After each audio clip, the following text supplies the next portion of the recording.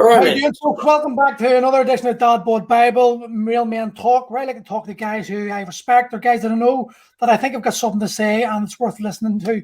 So today I've got a guy that I discovered in 2015 at the Strength Matters Summit, Andrew Reid. He basically changed my outlook on how we should train, especially the aging adults. Andrew, do you want to give a wee quick rundown of who you are and why people should listen to you? Because I'm the smartest guy in the world. No, let's see. I'm 49, so definitely in the age group that you deal with. And when I was 39, I was doing a lot of writing and presenting and whatever, and realized there was no information for guys like I wanted to be. I didn't want to be a broken down 50-year-old. I wanted to be a fit, healthy 50-year-old. And I started looking into it more and more and trying to find some research, and there was very little about. I remember there was one book that I had to review for a website, and I thought, how can there be millions of bits of information for 30-year-olds and 20-year-olds, and there's one book for 50-year-olds? Like, how is that possible? So I started doing it more and more. So I've now got 10 years of investment in guys in our age group.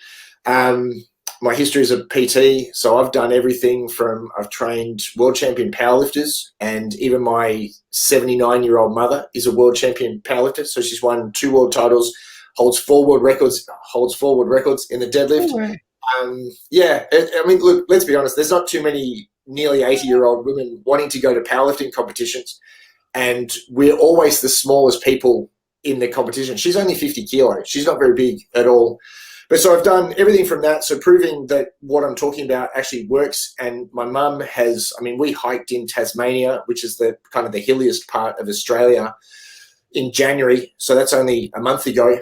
And we covered like 65 kilometres over 5 days, including ascending up. And Australian mountains aren't very big, but 2 1,600-metre mountains, which is quite good for someone in her age group. I guarantee there was no one else who was nearly 80 years old on top of mountains that day. So it works, like all the way through the age categories. And I've also done, athletic preparation for a bunch of stuff. But as I've gotten older, it's mostly about working with people. And my goal when I hit 40 was that I wanted to be at 50 like I was at 40, and I would be at 60 like I was at 50. And so last year. Obviously the performance will decline. But if you can get there in roughly the same shape, that's pretty good. And so now I turned 50 this year, and I can say I'm pretty close to where I was at 40. The middle will be tough because kind of 42 to 45, I really pushed it quite hard. And so I've got now a bunch of guys who've also I've got ultra runners in their 40s. I've got guys who've done the SEAL Fit thing as well as me in their 40s. The level of performance able to get out of guys is amazing once we actually get everything sorted out. And that's usually the hard part is getting all the lifestyle stuff sorted out first. That's actually a good question, good way to start on. What's your secret sauce to getting guys who have been, especially in Australia, they like their beer like the Irish, the obesity levels in Australia is actually pretty high, isn't it? It's coming down, but it's a pretty high. When I lived in Australia, it was like 2 parallels. It was like the really fit and the really fat. So you've got this sort of like similar lifestyle to Ireland. How do you get them to let go of the old and embrace the new? That is very difficult. It's a constant fight, to be honest. I have a guy right now who is, I can't really talk about what he does for a job, so you can figure out kind of what he does for a job. But he's now mid-40s. His time in that specific job is coming to an end. He's now heading more in towards a training kind of mentoring sort of role, but still has to have some of the physical ability and that durability that's required. He's very much of the mindset that, I'm just a fucking robot and I'm just going to bash doors down still. And I'm just rah, but it's not working for him. And, we have a number of conversations that go like this. And normally what happens is later on, he'll say to me, I was pretty pissed off when you said whatever it happened to be. But then I thought about it and let it sink in and, you were right. I got caught. Well, it's hard, because and I don't want to go slow either. Because in our heads, and this is the shit part about getting older, you don't remember how hard it was to be in peak shape. You just remember being in peak shape. You remember what you could do. And it doesn't matter whether that was at 20, you arrive at, 50, let's say, and you still remember that. And in your head, you're still that guy. And physically, you're probably not. And so I got called today by a new client. I got called her unreasonable friend, like the friend that will call you on your bullshit, the friend that won't put up with any garbage. And so a large part of it is me saying to people, like, and I have a client who is, and she's actually Irish. She is mid-50s, and it has been, and there's some medical stuff, but has been struggling just from recovery point of view over like 30-minute runs, right? And like our regular training program. And she sent me a message the other day saying, well, I think I'll do a half marathon. I was like, but does that really seem like your body is telling you no on what amounts to a 5 or 6K run, and you want to do 4 times that amount? Does that really seem like a good goal? Or maybe you just rather run a good 5K. Doesn't that seem like a better goal? And, so trying to, you're always on that balance between, hey, I've got to call you on your bullshit and point out that this is a really dumb idea.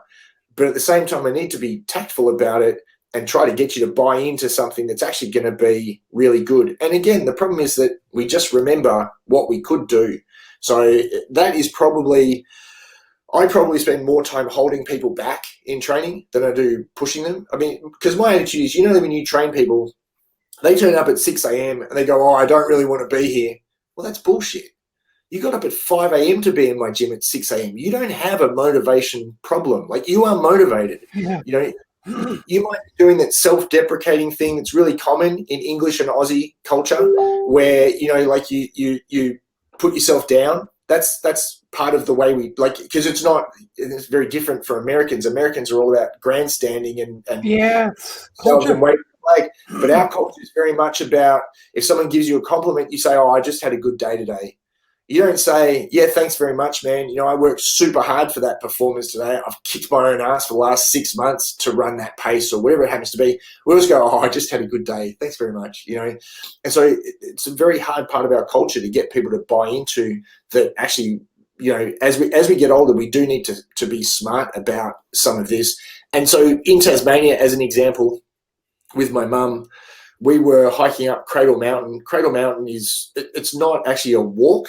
The top part, maybe the last 400 meters of vertical ascent, is what you call scrambling. So it's kind of just a little bit down from actual needing some climbing stuff. So it's big boulders that you're going over with your hands, and it's all going like this. And we got to a point, we were 200 meters from the top, not in distance, but in height.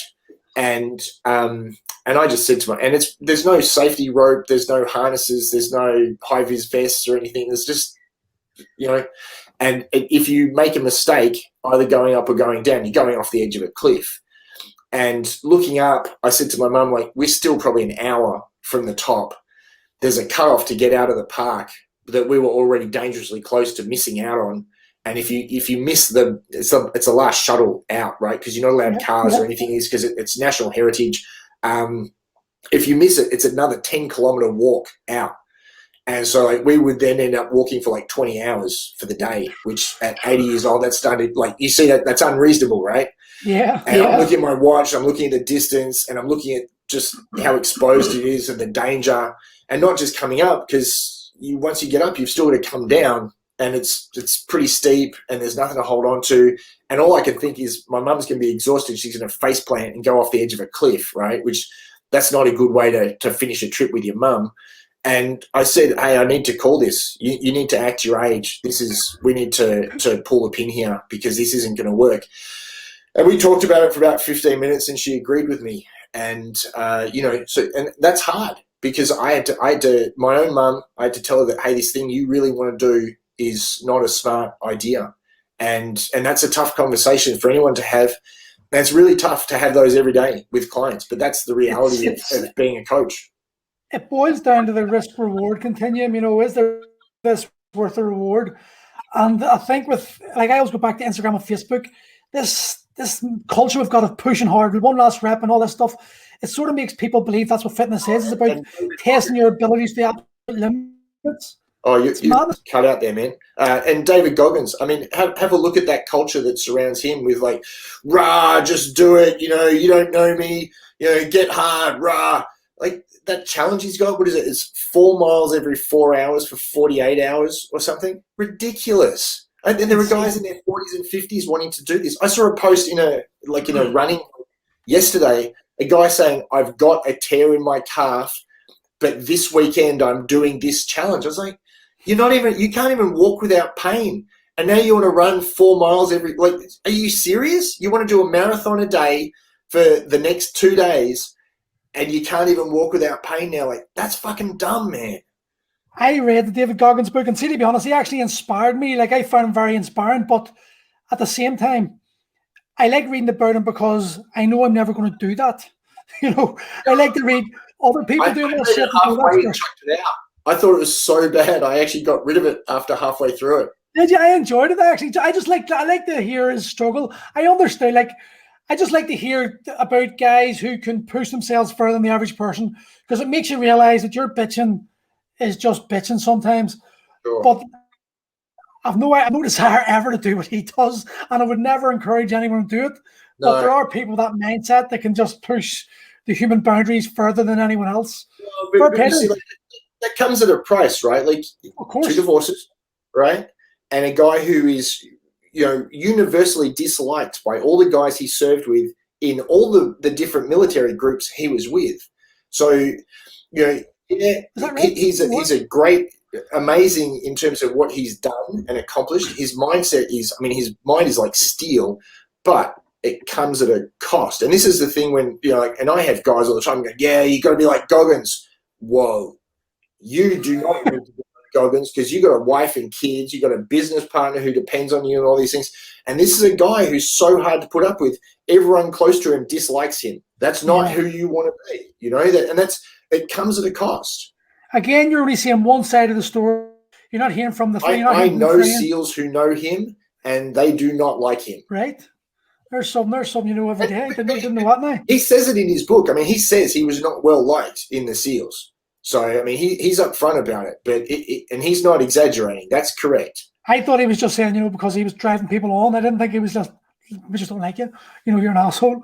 Yeah, but because he's to be that you have to be self-centered, and that's 100%. The ethos in the military is all about teamwork. It's not about self. So, if you're just worried about me, and my stuff all the time, you are absolutely going to turn off everybody around you. Well, what I was going to say was, like, as I said at the very start, in 2015, I'd never actually heard of you before. And then I listened to your talk, and you literally changed my ethos on coaching and training. Until then, we actually had a talk that day, and I was talking about, cardio was anything over 5 reps. I was a strong first, all that sort of comrade type shit. But the way you presented the talk on the heart and the changes in the size of the heart and the wall thickness, it really started making me think about, which is, I suppose, the idea of those strength summits are to actually challenge your thought patterns and listen to other people's opinions. So it done really well. And I went out and bought your book straight away, Run Strong.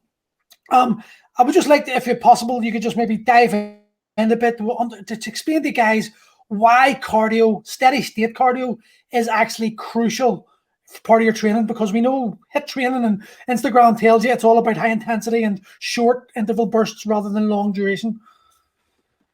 Yeah, so firstly, if you look at, and it doesn't matter whether it's cardio or strength, in my mind, we have one CNS and it responds the same way to training, right? And so we all know with strength training, the average intensity over a year should be about 70%. That doesn't mean you're only going to lift at 70%. You're going to have efforts that are higher, efforts that are lower, but average intensity over a year, about 70%. So if we apply the same mindset to cardio, my average intensity should be about 70%, right? And if you look at the guy who's done the most research on it, his name is Saylor, I don't know how to pronounce it, Seilor. You can find videos of him on YouTube giving whole lectures and everything. He's got books. The easiest place to find out about it is a book called 80-20 Running by a guy called Matt Fitzgerald. And I've even used bits that he's used in his book within my book, as in like used references and stuff like that. But what it says is that 80% of your training volume should be lower, like below 70% intensity stuff.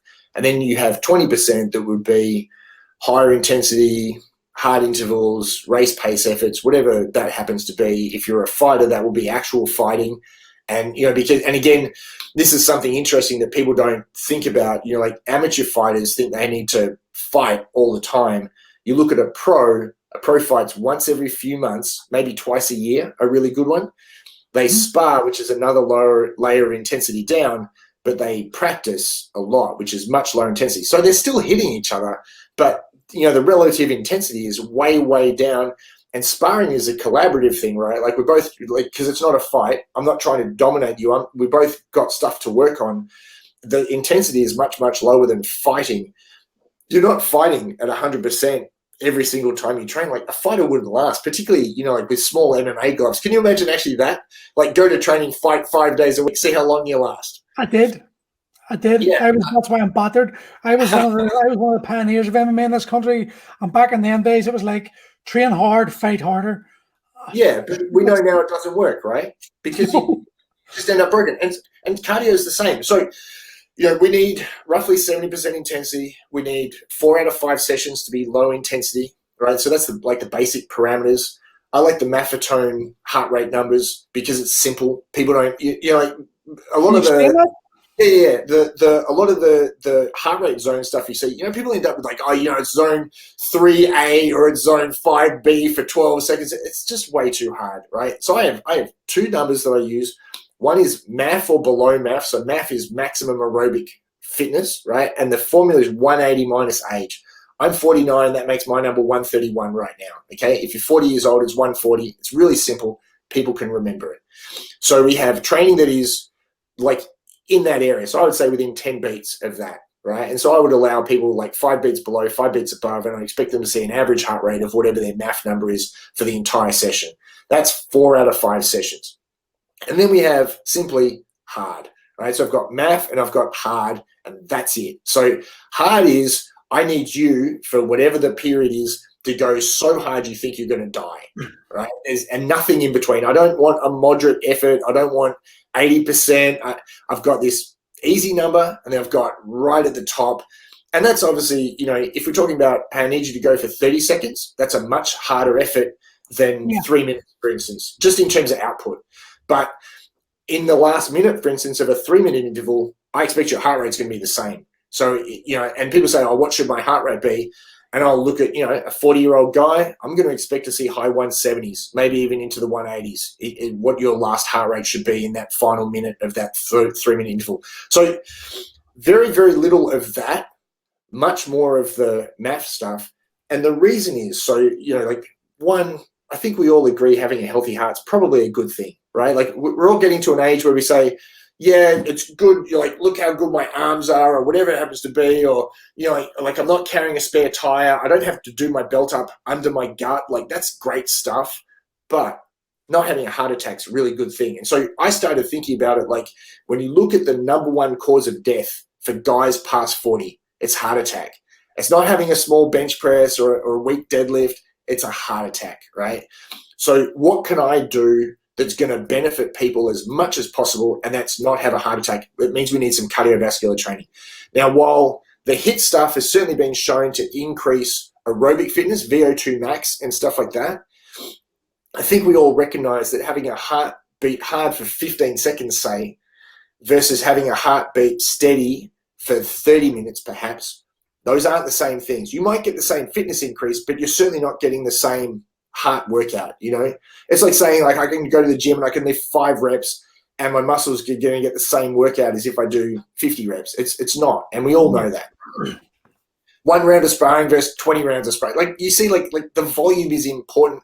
Volume is always the biggest driver of change. So having a healthy heart started driving everything behind what I was thinking about with clients. And again, so as I've done performance stuff, but mostly it's 40-year-old people looking to be healthier, fitter, and not just for right now for maybe a half marathon, but for the rest of their life.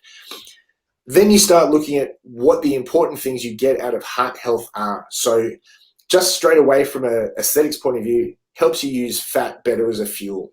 let's face it, most people are overweight. You're talking about the difference between like Australia and Ireland and our fit versus fat. We have the same statistic as everybody else. We got like 70% of the population overweight or obese, right? Most people need to lose some weight. They need to learn to metabolize fat better, and aerobic training helps you do that. And particularly that lower heart rate aerobic stuff. The higher heart rate stuff, not so much. And even the fueling that you use during that is more carbohydrate based than fat based, right? Because the intensity is so high that fat burning is almost inconsequential at that point. So use fat better. I build more mitochondria. So those are the things that actually allow me to create more energy. That's pretty important. I actually change the structure of the heart. I make it actually into a bigger, better pump. So when we work out muscles, we want to build bigger, stronger muscles. I can actually make a bigger, stronger heart just by training it in this. And the range is really 120 to 150. It's called cardiac output training. Basic recommendations are 3 by 30 to 90 minute sessions per week. And again, that math number fits right in there for most people. Again, you're 40 years old, your number's 140, you do 30 to 90 minutes 3 times a week. You're going to end up with a bigger, stronger, better heart. You're going to metabolize fat better. You're going to decrease your risk of heart attack. And there's a whole bunch of like all these other things. And the final thing is that it actually helps you recover. So if I'm a fighter, right, and let's say I'm MMA, I'm a pro fighter, I'm fighting for a title, I got 5 5-minute rounds, right? There we go, 5 5-minute rounds with, is it a 30-second or 60-second break between rounds? 60 seconds. 60 seconds. So my total fight time is 29 minutes, right? I got 5 rounds with 4 1-minute breaks between them. I got a 29-minute fight. I need to be able to sustain a high heart rate for 29 minutes, but really high for 5 and then recover for 1. That thing that helps you recover in the 1 minute is your aerobic system. It's not how much power you can put out on an airdyne for 60 seconds. It's how powerful your aerobic system is. Not just between efforts, whether that's between rounds or between sets, but also between workouts. So we might be talking, I worked out on Monday and I need to recover for Tuesday. The thing that helps you recover is your aerobic system. So if you actually want to put more work into your week, as in you want to work out more, the smartest way to do it is with aerobic work. And there's actually, I can show you mathematically how it works. So if you attribute, let's say, a number from 1 to 10 for intensity, right, and then multiply it by the length of the workout. So let's say a 60-minute workout times a 7 out of 10 for average intensity, right? So a 420-point workout. I do 3 of those a week, 1,260 points, okay? Now, if I want to train more, there's actually a number that allows you to progress without overtraining, and then there's a number where all of a sudden too much becomes overtraining. So 120 to 150% of your 1,260 points per week gives you progress without overtraining, beyond 150% overtraining. So the AIS here, which is our sports institute where all our Olympians come from, did a study on this showing that this is not a matter of, for the overtraining part, it's not a matter of if, but when. So once you step over that 150%, you are going to get hurt or you are going to get sick. There's no questions about it. So if I then go, I'm at 1,260 points, add another 420-point workout to my week, I go to 1,680 all of a sudden. I've gone up 30%. I am just within that window. You see, if I accidentally make that a little bit harder, I'm feeling good, so I push up to an 8 out of 10 all of a sudden for that workout. I've gone too far, boom, sick or injured, almost instantly, right? So if you're at 3 workouts a week and you want to go to 4, it becomes very difficult to add in that 4th workout. But what if, and let's use walking as an example, right? Because I was right at the other end. So this shows how important this lower intensity stuff is. We'll give it a value of not 1, but let's say 2 for walking, right? Because like it's 1 would be, I don't know, like sitting on the couch, right? But so walking is pretty close, yeah? So we'll call it a 2 out of 10, 60 minutes at a time. It's 120 points per walk, right? If I did that 7 days a week, 700s, it's 840 points just for walking for the week. Do you see now I don't have 1,260 points. I've got like 2,100 roughly, yeah? But by adding in that low intensity stuff that has no recovery costs associated with it at all, I've instantly given myself a much bigger buffer to put that 4th workout in and not go beyond that 150%, right?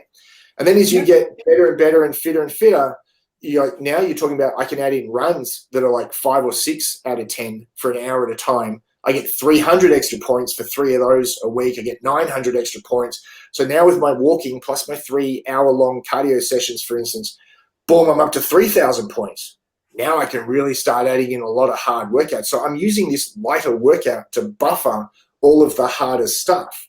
And like for me, like when I see numbers, it all just makes sense, right? There's no bullshitting, there's no subjectivity. It's this is the number.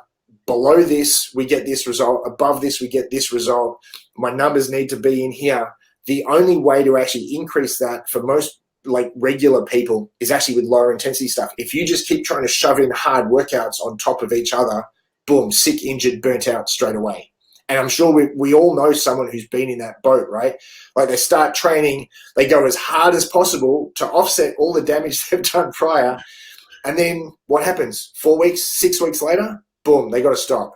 They're on the couch again for another 2 or 3 months until they regain enthusiasm or their injury heals. Then they do it all again. 4 to 6 weeks later, boom, burnt out, stop. And this continual cycle of stop starting is obviously problematic to them because we all know what we really want is just to be consistent and habitual, right? Yeah. So what did you say, Ben? Again, I always go back to them because they're nightmares. The Insta trainers who talk about, if you want to do cardio, lift weights faster. What are the different impacts on lifting weights for longevity as opposed to actually just walking on the heart? What's the difference of the effects of the heart? So the heart, I mean, for people who aren't fitness professionals, there are a couple of different kinds of muscle contraction really that we talk about. We talk about concentric and eccentric. The short version is concentric is lifting stuff, eccentric is lowering stuff. So concentric means the muscle shortens while it's contracting, but you can also have the muscle contracting while lengthening, which is what happens when you lower the weight, right? The muscle's clearly tense while you're still lowering it in a bicep curl, for instance. You can get concentric and eccentric adaptations of the heart as well. So adaptations to the heart from lifting weights that will actually thicken it, make it like tougher. That sounds like a good thing, like that you're increasing the density of the heart. But if you imagine the main chamber of the heart, right? So it's like this. It's the left ventricle, but it can thicken like this, right? It doesn't thicken by the internal diameter staying the same and then thickening on the outside. It actually thickens potentially internally.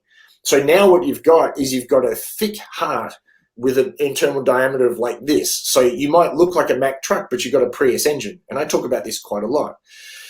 When you do cardio stuff, you actually make that bigger, right? So the left ventricle increases in size. So, this is another reason why we want to do cardio is I want to make a bigger, stronger pump. So the weights actually helps, but the cardiovascular stuff, and again, to do that, what you need to do, just like building a muscle, you need to put that muscle under stress long enough and consistently enough that it realizes what the stressor is, and then it has to adapt to it. And it adapts by getting bigger and stronger.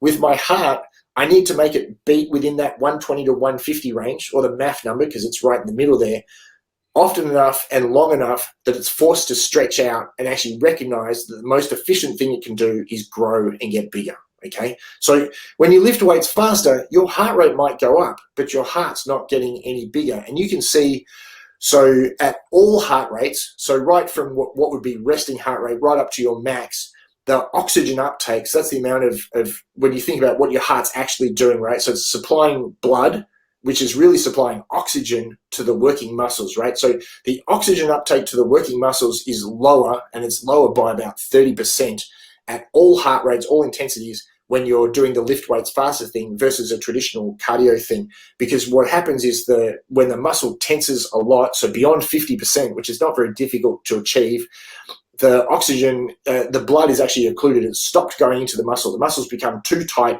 for blood to actually flow into it. What you need is like a low load cyclic thing, running, swimming, cycling, kayaking, like all the traditional cardiovascular stuff. You need this to actually allow the oxygen to keep flowing through the muscle. So lift weights faster. I mean, if you're a CrossFitter, I'd call that like specific preparation for competition, for instance. Like that, but that's not actually how you get fit. That's what you're competing in. So, and like any sport, I mean, we just said you don't fight 5 days a week. If you're a soccer player, you don't play games 5 days a week. If you're a basketball player, you don't play games 5 days a week. You practice at much lower intensities and you practice the specific skills, and then you take it all and you put it into a match setting. So if I was a CrossFitter, I'd be doing WODs basically just to keep the taste of it, and I'd be building my maximal strength and my aerobic fitness, like at the same time. on the idea that that's the thing that's going to make my fitness competition much better. But for most people, when you look at what they should be spending their time on, there's low intensity, there's really high intensity. The weights takes care of a lot of the high intensity anaerobic stuff, and takes care of the strength training, takes care of muscular strength, takes care of all the benefits that happen there. Low/moderate intensity cardio does like all the heart stuff and helps you keep fat off and all that stuff. This kind of middle range here, I mean, that's where most people work out. That's useless. It doesn't do anything. It just makes you tired and sweaty. So, most people would be better off spending more time at lower intensity and more time, when you're lifting weights, lift weights hard, but avoid these kind of, I don't know, like the burnout circuity kind of stuff. If you're doing something where you require muscular endurance, great. If you're not, just leave it alone. Maximal strength and aerobic training are going to give you really long-lasting gains as well. So if you had to stop training tomorrow for whatever reason, that stuff is going to stick for the longest period of time. That anaerobic stuff, like the lift weights fasting, disappears very quickly as well. Within 2 to 4 weeks, it's all gone if you don't keep doing it. So, if I'm training for longevity, I want stuff that if I break a hip or whatever, I'm going to keep for as long as possible while I'm doing rehab.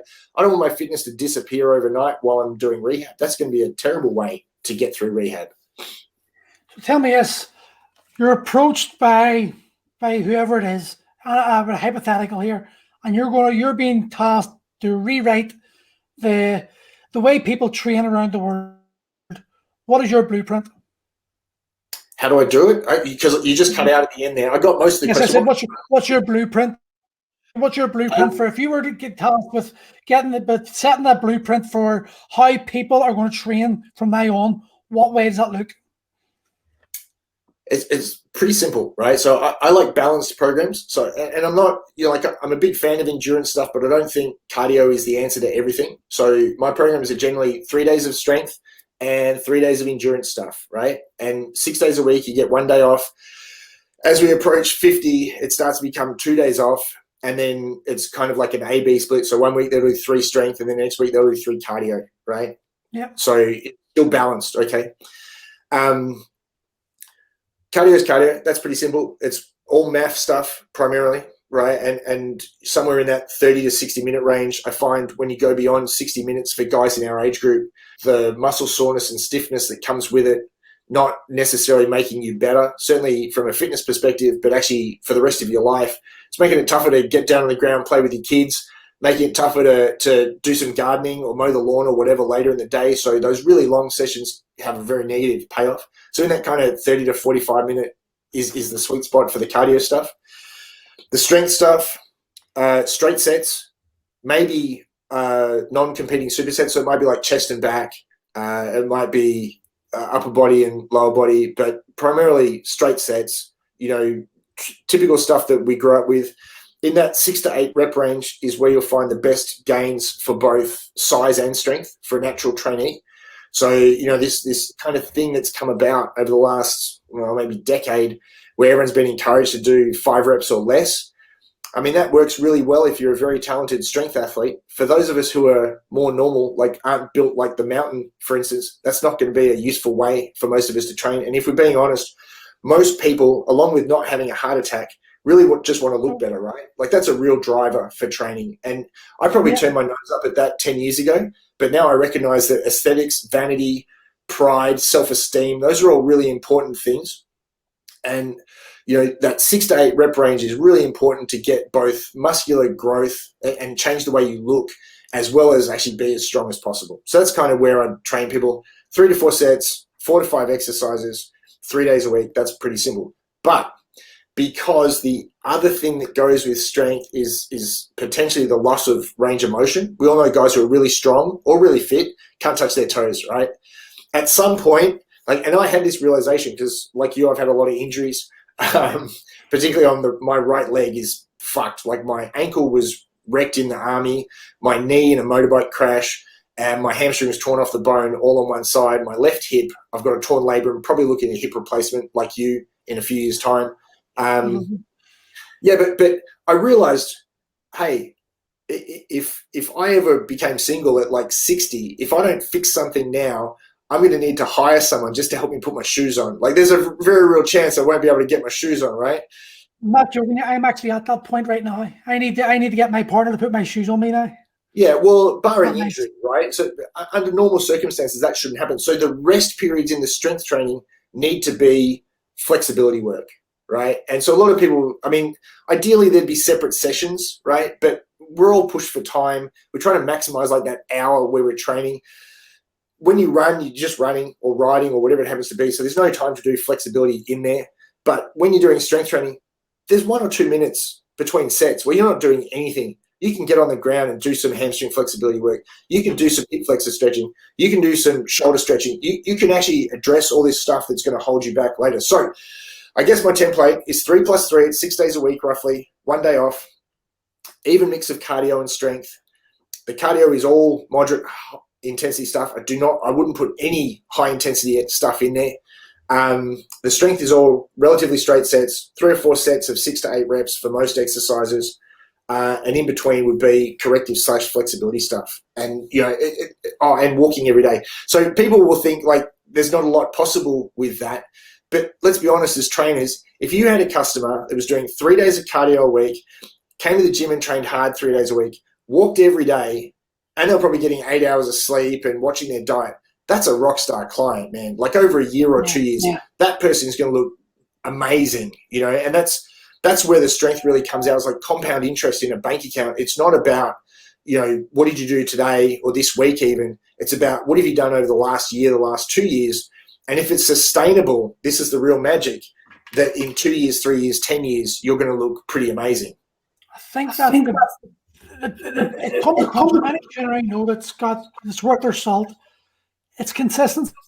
It's having playing the long game as opposed to like thinking like the hit training sessions of that you're going to do for 12 weeks. It's about 3 years. Yeah, exactly. 5 years of consistent. I can tell you now. So I'm doing an experiment at the moment with training twice a day. I haven't trained twice a day for like 4 years or something. And the only reason I was then was because I went to that SEAL Fit thing when I first met you. But it's hard work. But the only way I can sustain it is actually keeping the intensity relatively low. I'm not lifting close to failure. I'm doing a relatively small amount of sets and exercises every time I'm in the gym. The cardio sessions, I had 1 hard cardio session this week. But if you look at the total number of like minutes, all right, we'll do it now. So there's a 5-minute warm-up, 5-minute cool down. So that's 10 minutes. There's 20 minutes of steady state, so 30 minutes of steady state. There's 1 lot of intervals that's 15 seconds on, 45 seconds off. I did 5 of those, so 75 seconds of high intensity work. And the 45 seconds times 5 is, oh man, I'm not sure I can do that. I don't know what 45s are, but let's say it's another 4 minutes of easy stuff. And then I did 5 lots of 30-30 as well, so 2.5 minutes hard and 2.5 minutes easy. So if you add up all that easy, we said we had 30 minutes plus 4 minutes, 34 minutes, another 2.5 minutes, 37 minutes versus only 75 and 2.5 is 3. It's 3 minutes and 45 seconds of hard work versus 34 minutes of easy work. You see how small the volume of hard work really is. And so we were talking about this 80-20 before. That's 90-10. So, and it's probably not a bad allowance given my age, right? And I've done 1 of those this week, and all the rest has been much lower. My cardio session this morning, my average heart rate was 132 beats for 30 minutes. I remember one of the conversations we had it made me start, another one that made me start thinking, you've had me thinking a lot every time I meet you, but kettlebells. And like, I'm a kettlebell head, still am, always will be. You still into kettlebells, aren't you? Or have you? Yeah, you're still into kettlebells. You're just not strong first. Well, I'm not anyone. You're just not the strong. You don't. I'm going to say strong first. I mean, you're not bought into the strong first mentality methods anymore. It's no. So I mean, I was a master IKC back before all that happened. And I mean, look, powerful stuff is really good, but the problems with it, and you finish your question before I get into it. No, I was just going to say, because I was only just talking about, I remember then one time you told me about, I had done a program up and it was 2-handed swings, and you came on and went, waste of time, single arm swings much better. And in a way I agree, in a way I disagree. And I just want to talk about that because I want to see how we didn't get a really good talk about it and I didn't get your opinions properly.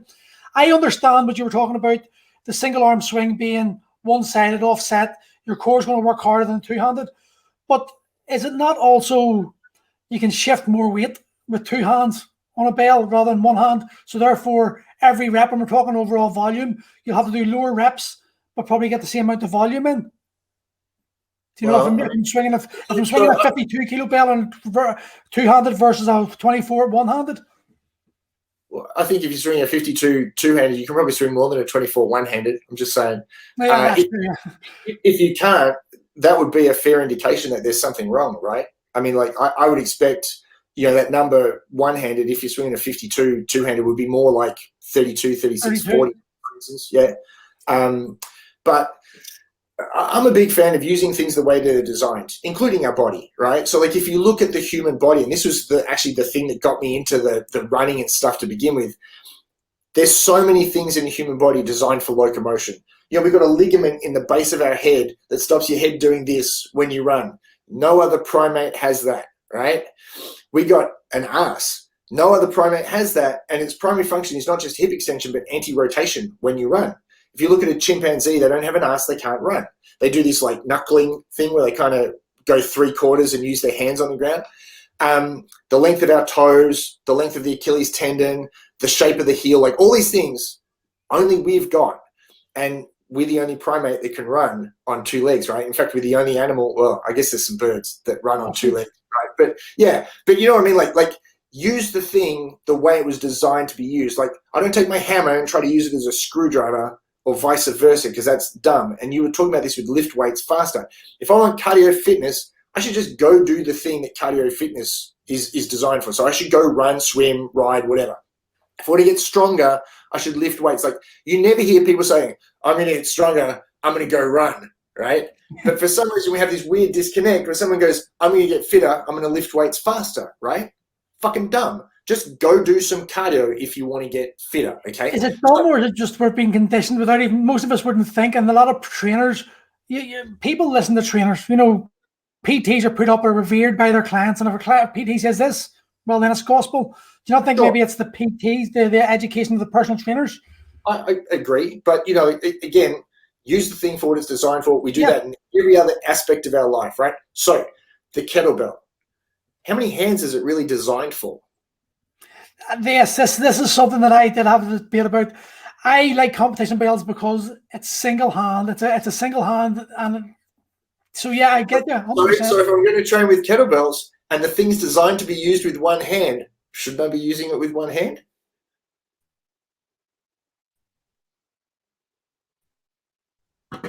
Do you bypass the two-handed swing completely and go straight to the single one? Absolutely not. No, and so my attitude with kettlebells is the two-handed stuff, and in particular two-hand swing, goblet squat. Those are probably the two most common two-handed exercise. Those are patterning exercises. They're what I'm teaching someone who's new to get them used to the feel of the exercise, what the shape looks like, how it should feel, and then we're actually going to move to something more difficult. And if you look now, and both RKC and Strong First moved to a single bell format for level 1. Why? Because it actually, and so you're saying about the one-hand swing, if you look at FMS, right? Have you done FMS? Probably have. No, actually I haven't. I've read it. I've never just done this. I don't believe in doing the search anymore. I know enough that I can read the knowledge and not pay them 700 quid to say that. Right. Well, so there's 7 tests. The bottom 4 relate to the top 3, as in if the bottom 4 are good, the top 3 will usually be good, right? The bottom 4, trunk, stability, and anti-rotation, right? So those are 2 core things, and shoulder and hip mobility and stability, right? So kind of important things. If you look at what the things are for all of those, a one-handed swing or a one-handed clean actually proves all of the bottom 4. So the test thing for hip ability is the deadlift, right? So if we say the swing is a deadlift, does that not mean that a swing qualifies as a good checkpoint for hip ability? The test for shoulders is actually that you can pack your shoulder right? So we would use renegade rows, we'd use push-ups, we'd use all kinds of different shoulder packing drills to prove that actually you had not just range but stability there as well. So the one-hand swing does that, right? So then we've got straight line stability. Well, again, the deadlift is a test for that. So the plank and the deadlift, and we all know the top of the swing is a plank and the bottom of the swing is a deadlift. So the top of the swing proves that I've got trunk stability. And then the last one is anti-rotation, and clearly a one-handed swing proves anti-rotation ability, right? And if you look at the clean, that absorbing the impact and not having it like displace you at all, that proves it from the other end of the spectrum. So one, I'm being pulled, one, I'm being hit and have to absorb.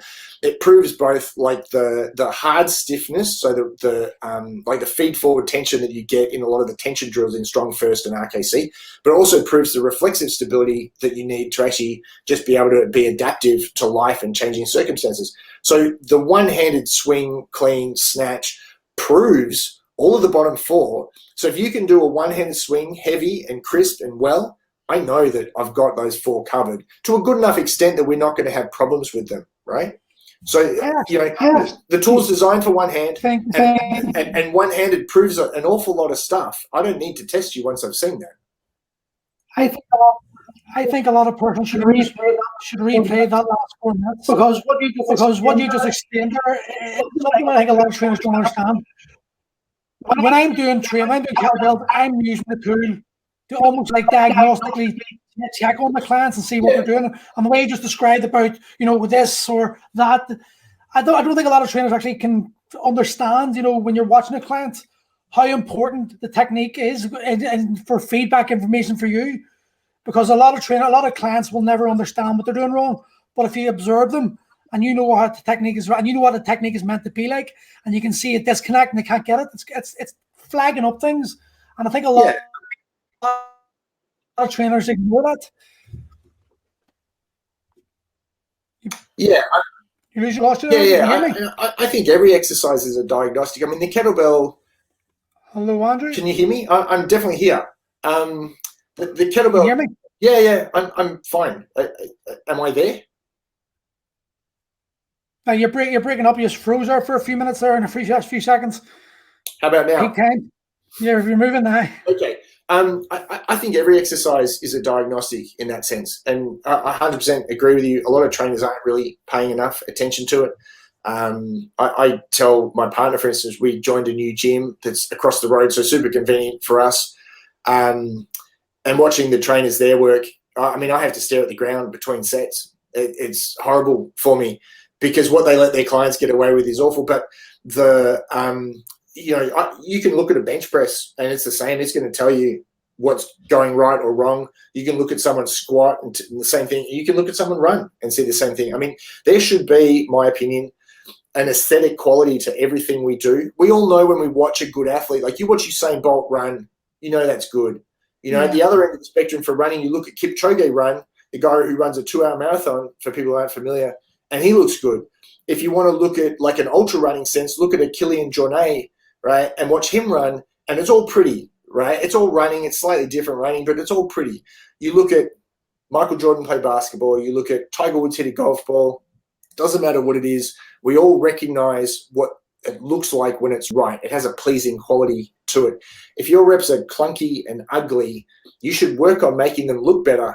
Funnily enough, if you make them look better, they'll actually end up being more productive too, because they're probably actually going to be done better and the right muscles will be doing the work and will be targeting things in a better way. So, absolutely there should be an aesthetic quality to it, and people should be more aware of like the quality of rep that they're doing. Than just, and this is, I tell people, take your headphones out when you go run, no distractions, and just focus every step, make it better than the one before. So that's a lot of steps in an hour to concentrate on, but not many people are willing to do that. And tell me, what's your opinions on the older gentlemen training with like barbell back squats, barbell straight bar deadlifts, and all the powerlifting bodybuilding style moves? Are you a fan, or are you, let's adapt hex bar, let's do safety bar squats, let's do dumbbell bench press, or do you just take it as individuals? Individuals definitely, but I mean, there's no like hard and fast number like, hey, at this age you're going to want to stop squatting. but there's definitely a use by date there, right? And so, for someone like you, for instance, who's had a lot of lower body injuries, you probably don't back squat anymore, right? I don't even squat. I can't squat. Yeah. Can't even squat anymore. I'll tell you, that's what position I'm in. But if I go back there, that'll be a goblet. Yeah, right. And because of my injuries, I don't back squat either. And weirdly, because like the flexibility issues that have been caused by my injuries, I actually squat with my feet like this, right? So one foot is, and that's an exaggeration, but slightly in front of the other. So I end up squatting in this kind of weird corkscrew thing. And if you didn't know what was going on, you wouldn't notice it. I notice it because I'm so aware of what's going on. But you can't squat with a decent load on your back and actually squat like this on every rep and expect nothing's going to happen. So I don't squat with a barbell anymore. I don't front squat. I goblet squat like you because that gives me room to move around a bit. I can set myself up better. Deadlifting, not much of my friend anymore either. I can't deadlift, beyond about body weight. I always end up having problems. And what I've found over the last 2 years, the deadlift numbers for all my clients are going like this. So the ones who are very strength focused is okay, but the ones who've got a real, like a healthy blend of activities that they do, the deadlift numbers are definitely coming down as we're all getting older. And, I'm kind of at the point now where I'm like, you know what, if you can deadlift your body weight, because really when we're talking about deadlifting and using it as a functional exercise, what's the heaviest thing you need to pick up on a day-to-day basis? Is it the mower? Is it your kid? Yeah. Like, what is it, like 10 kilo, 15 kilo? And then you need a buffer beyond that for injury prevention. But anything more than that is basically just patting yourself on the back for your effort in the gym. So if you can deadlift body, and so for me, I'm like, well, if I was hiking with my partner and she had a heart attack and I had to drag her somewhere, like she's 60 kilo. I don't need to be able to carry much more than 60 kilo. That's the heaviest thing I'm ever likely to carry. So if I can deadlift my own body weight for some reps, we're pretty good, And in terms of squatting, definitely don't use much squatting anymore. I've definitely become much more flexible on guys using trap bars, double kettlebell deadlifts, like a lot more deadlift variations than just straight bar conventional setup, a lot more frog stance deadlift, a lot more deadlifting out of a rack, so the bar's set a little bit higher or off plates or something like that. And I used to think it was just laziness, like why people would use these things. But the reality is, for flexibility, like I say, you need a strength buffer. You need a flexibility buffer. So in general, they say you should be able to touch your toes, right, to deadlift. And if you maybe only get to here, like you can touch the bar, but that would be like an all-out stretch for you. Maybe there's no reserve there to ward off injury. And certainly for me, with my hamstring flexibility because of my injury, I don't have a big buffer there. And that's probably why deadlifting since the injury, which is like 20 years ago, has never really been my friend since. Like I can't get anywhere near the numbers I used to be able to do at 30 or so, despite the fact my upper body strength is close, my lower body strength is nowhere near the same. No surprise, I'm missing a major muscle group, right? So definitely... Go ahead. Oh, I was going to say definitely, like in terms of the low rep, heavy weight stuff that's hard on the back, and that's squatting and deadlifting, definitely that's going like this, I know for my mum as an extreme, when she wants to compete, it's months and months to build up, nothing else. She doesn't get to play golf. She doesn't get to do anything else. And her deadlift workout basically wipes her out for about 3 days afterwards because of recovery abilities at 80. And, we're at the point now where I've actually said to her, I don't think that that it's making your life better to compete now, because now I'm saying you're not allowed to travel beforehand because traveling involves sitting down, which leads to your back being stiffer and you get sciatic problems when that happens. So we can't do that. So you're not allowed to take trips away with my dad in the lead up. You're not allowed to go play golf because flexion and rotation are hard on the spine and I need all your spine saved up for when we deadlift. You're not allowed to do this. You're not allowed to do this. It's boring as hell, man. Like to go and lift, and for her, because she only does deadlift, it's you give up an entire day to go to a comp and do 3 reps. Months and months prior of nothing but deadlifting, basically to do 3 reps on one day. It's not making your life any better. So, when we look at the offset, and, this is what I was saying about like big endurance workouts too. If you want to push it heavy on the squat or the deadlift, you're paying for it somewhere else. And you're probably paying for it by not spending time with your kids, not running around the park playing soccer with them, not doing gardening work. Like, you know what I mean? Like that's got a cost. I had a guy say to me,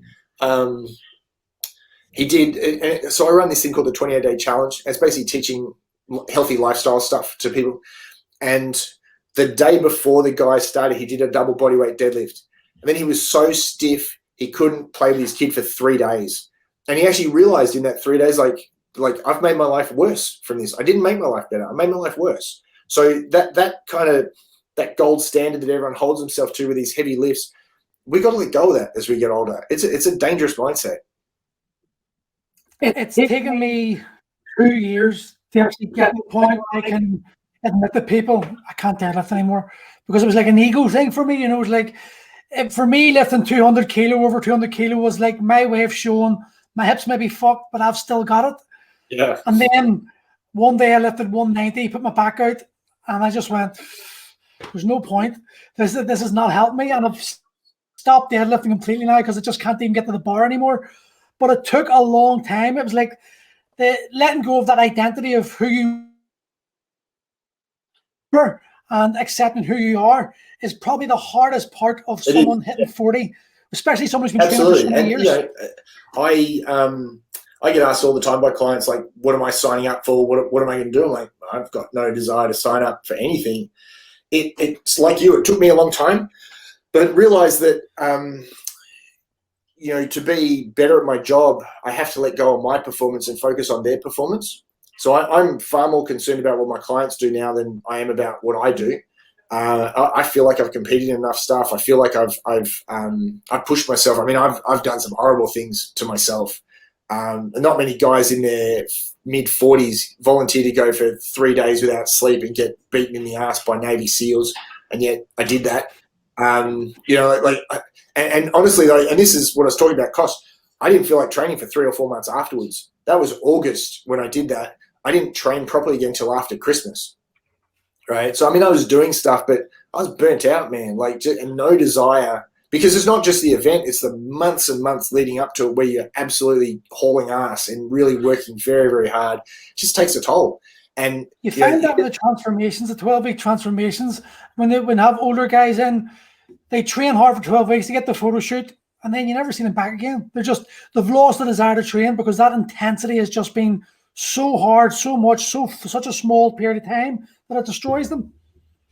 Look, it can, but I've certainly seen that happen. I mean, I had a guy. I did a thing called the Personal Best Challenge, which it's not really a transformation challenge because it's got performance goals attached to it. So, like, you could starve yourself and look good for photos, but you had to do you had to get a personal best for push-ups and pull-ups. There was a 2K row attached to it. There was deadlifting attached to it. So, you know, you couldn't just starve yourself. You had to actually have it all working pretty well. And we got to week 11 of week 12. So, like, right near the end, guy's feeling fantastic. He's seeing his numbers go like this. He's looking good. And he wrote a post saying, you know, I've just realized that when I get to the end, I'm continuing. I'm not going to celebrate by having ice cream and pizza and patting myself on the back and letting it all fall away. That the most important thing about this change is actually that I've changed, and that means I've got to change my habits too. So I've certainly seen people go, you know, this is something I want to sustain for a long period of time. But you do get, like, I mean, anyone can concentrate for 4 weeks or 12 weeks or whatever it happens to be, kick their own ass, starve themselves. And, you know, if you look at the statistics of, you know, people who lose a significant amount of weight and then keep it off over 12 months, it's only about 20%. And when the numbers go out to 3 years, 4 years and beyond, it goes down to like single digits. It's not very promising. And it's all because of what you said, is because all they were relying on was this short-term willpower to gut it out. They weren't actually trying to change habit. And so that's probably the biggest thing I work on with people is, you know, I don't really care how fast you row. I don't really care how much you lift. What I really care about is that you're around for another 40 years. And the best way we can accomplish that is by, you know, like, we're going to sleep this way, we're going to eat this way, we're going to make sure we've got some daily activity, and we can do some strength and cardio training. And when all this becomes habitual, it's actually going to be pretty easy. And so what I expect is that, you know, depending on the person, this is going to take 6, 12, 24, whatever months to actually get them to make it all habit. And then they're going to fire me. And I'm going to go off and I'm going to do it with someone else because they actually won't need me. They'll be able to do all this on their own afterwards because it's just habit at that point. Yeah. Well, we'll finish off with one question. That was really good talking. I want to finish off with one last question. Controversial usually because especially over in this country, it's basically the steroids and testosterone replacement therapy. What over here, it's sort of looked upon as like, drug use, steroids, bodybuilder type thing, and shunned upon. And I don't think the science has really crossed over to the mainstream where people can understand the benefits, especially from people guys our age, of testosterone replacement therapy. What's it like in Australia over with you? It's probably close to the same. I know in Melbourne there are only 2 doctors that will do that. So like we'll call it anti-aging, right? Or like men's health. There's 2 doctors in Melbourne. Yeah, there might be. I've heard of a 3rd one, but I'm pretty sure he only works with gay guys, and he started off down that path using testosterone, whatever, to boost the immune system of guys who become HIV plus. So I'm not sure actually that he'll see people outside of the gay community. So as far as I know, there's only 2 doctors in Melbourne. So firstly, my feelings on drugs in sport is that they're prevalent, right? They're everywhere. And I think it's naive to assume that drugs equal cheating. I'm pretty sure gold medals equal drugs, right? And because that's the lesson I see. Okay? And so to say that drugs equal cheating, that's not accurate, right? Because the best athletes in the world take drugs, right? Full stop. However, if you're competing and the rules of the sport say you shouldn't take XYZ, well, then you shouldn't take XYZ, right? So that's what cheating is, right? When you're outside the rules of the sport. If you're a 40-year-old guy and you're not competing in anything, take whatever the fuck you want. And I don't mean like become like The Rock, and as impressive as he looks, that dude is a walking heart attack, right? Like the amount of stuff he must be taking is sky high, right? So, I don't advise that. I certainly think you should go off and see a doctor. So the start would just be find a doctor, and that could be difficult enough. Like we were talking right at the start about this early on. So I have a doctor I go to who looks after all my blood levels. I get tested every 6 months. I know everything's perfect, right? And we do whatever's required to keep things in the normal range. I don't seek to keep things in the high normal range. I don't try to go beyond the normal range. I'm just trying to stay in the normal range. A large majority of what we do is like magnesium, fish oil, that kind of stuff.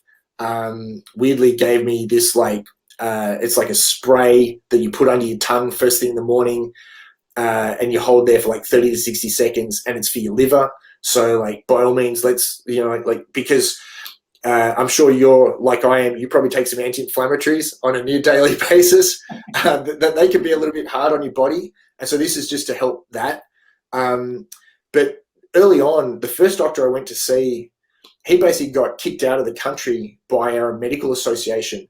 So there was some other stuff. There was a guy working out of his office who was stealing his prescription pads and using them to write prescriptions for an AFL team, for an Aussie rules team, right? So, and that whole team got busted, right? So this is the biggest sports scandal in Australia, was that this one team got busted. The entire team basically tested positive, right? Guys lost their jobs. Anyway, massive news in Australia. And this guy was working out of the doctor's office. And so as part of, he was already unpopular with the conservative medical mainstream. And then when this happened, they came out with the pitchforks and the torches and stuff. And he was American. He went, well, bugger all this. I'm going back to America. I don't have to put up with any of this. And he's actually left the country. He's gone back to California, where he can just do, I assume, the same as he was doing here, but with less oversight. My current doctors, I mean, things like and the regulations are consistently getting tighter and tighter, right? So when I started, it was a blood test every 12 months. Now it's a blood test every 6 months. One of the things I got would come in a 10 ml vial. It now comes in 2 5 ml vials because they can't sell it in a 10 ml vial anymore because they changed the rules about, I don't know, like the potency or whatever. But the rules have changed, right? So I can see as a consumer how much stricter it is getting. I don't necessarily think that's a bad thing, because the other doctor, so not the one I go to, but the other one in Melbourne, is basically the one all the powerlifters and bodybuilders go to who want to take drugs to compete but don't want to run the risk of getting busted, right? Yeah. But I know guys who are taking not just hormone replacement, but hormone enhancement, right? Like, I mean, they're on a cycle that's being provided by a doctor. So I know that that's beyond what the law says. So there are still some people operating like cowboys. That definitely should be tightened up. I mean, this is, once you start playing with hormones, you see it can influence a lot of things very quickly, down to little things. So DHEA is a really popular supplement for guys past 35. So levels of DHEA start dropping. DHEA is, if you're in the US, you can buy it over the counter. You can go to GNC or any supplement store, you can buy it over the counter. Probably for you, it's like us, that it would be a prescription-only item, right? The amount I can get prescribed in Australia is actually the amount you can buy over the counter in Australia. So I have in fact, I have 2 bottles of DHEA in my cupboard right now that I don't touch, because when I first started taking it, and this is a sign of how crazy hormone stuff can be, right? DHEA is called a precursor, right? It goes before testosterone, but it also goes before estrogen. It can go either way depending on you, right? So on paper, they go, oh, this will help you make testosterone. Yeah, it can also help you make estrogen too. They can give it to women going through IVF to help them make more estrogen. So it's possible that you could go either way. I started taking DHEA and I'm showering. I'm like, hang on, there's a lump in my chest, right? I'm in the age group where you go, fuck, that could be bad, right? So, and I've never had a problem with like gyno or anything like that growing up. I've always been relatively lean. That's not my normal genetics to have any kind of problems with fat deposits in my chest. So straight away in my head, I'm like, fuck, I've got breast cancer. Like, how weird is that? I've got basically a female cancer, like, because that's the stigma for breast cancer, is it's largely women that get it. I better go get this tested. Luckily, all it was gyno. It was just a fat buildup. Yeah. The only thing that had changed was DHEA, right? So I have a prescription for it. I don't touch it. It just sits in my cupboard, useless. I'm never going to use it for anything because I'm fucking scared to death of touching it, because I don't want to have to go and have more of it removed. But we changed one little thing. And again, this is an amount you can buy over the counter without a prescription in the US. You are going to impact something else. So it shows how important having someone look at it is. So having the right doctor, having like not just a doctor who does this, but a doctor who's experienced and trusted with it, who's somehow able to operate within the normal conservative mainstream, is very difficult to find in my country. And I assume it's difficult in yours. If where you are is like where I am, I would imagine you've got maybe 1 to 3 doctors where you are who actually do this thing. But it's certainly I don't know any. I know one. I know there's one guy in Dublin, but I don't know any up here. Yeah, right. So it just shows. Well, hold on. I mean, what's the population? It's 5 million, right? I'm from the north, so it's 1 million, or by one. Okay, so 1 million. Population of Melbourne is 5 million. So in perspective, yeah, I would think you probably are going to have to go somewhere else to find. Yeah, it's a thing. Well, listen, Andrew, that was a great talk. I'll leave it there. It's been just over an hour. Really appreciate that. Really appreciate your time, and I love catching up. And again, you've started me off on a new thing now. I'm going to have to look up that math number and start working out all those new numbers to try to figure out the cardio. I have somewhere. I've actually written it somewhere. I'll find it and send it to you. I've actually got that. Oh, it might be a blog article, or it might be in the last thing I wrote. I'll have a look. I've actually written it somewhere. Well, if you get it, you can fire it over to me. But Andrew, thank you very much. Before you go, well, how can people get in contact with you?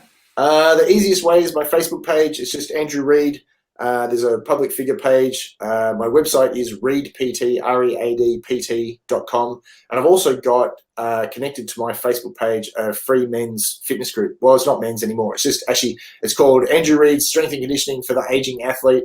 And I think it's just going to get called Aging Athlete pretty soon. But it's basically for guys who want to stay in shape, stay active, but have smart goals. Like, I don't really want 60-year-old guys telling me they want to fight MMA.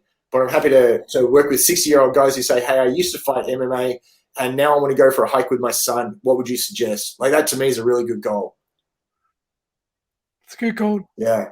I'd also recommend anyone in the running get your book. I find it very interesting. it definitely opened my mind to how I should train fighters for their baseline cardio. Very good. But Andrew, thank you very much for your time, mate. I appreciate it, and I'll speak to you soon, buddy. All right, thank you.